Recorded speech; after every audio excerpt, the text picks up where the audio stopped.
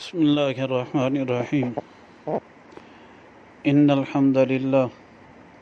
والصلاة والسلام علی من لا نبی بعد اما بعد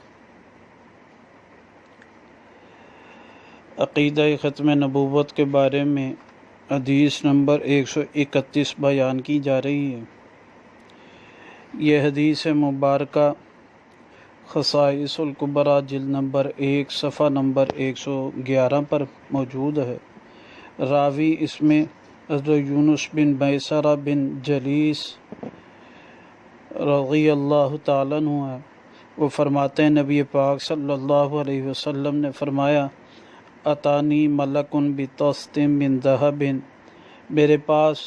ایک فرشتہ آیا جو سونے کا طست لے کر آیا، اور فشق بطنی، اور انہوں نے میرا جو ہے پیٹ کو چاک کر لیا، اور فاستخرج حشوۃ جوفی، پس اس نے نکالا میرے پیٹ سے جو ہے ایک گوشت کا لوتھڑا جی، اور اس پر کوئی چیز اس نے چھڑکی جو ہے، اور پھر اس کے بعد کہا جی آپ نے اس نے کہا وَأَنْتَ مُحَمَّدُ الرَّسُولُ اللّہ، مایا کہ آپ جو ہے محمد الرسول اللہ ہیں، المقفى المحاشر، ایسے محمد رسول اللہ جن کے بعد کوئی نبی نہیں ہوگا، اور جن کے بعد حشر و نشر ہی یعنی قیامت ہی آئے گی، حشر کا دن ہی آئے گا۔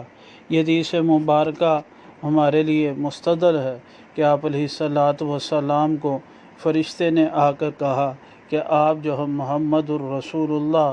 المقفى الحاشر ہیں۔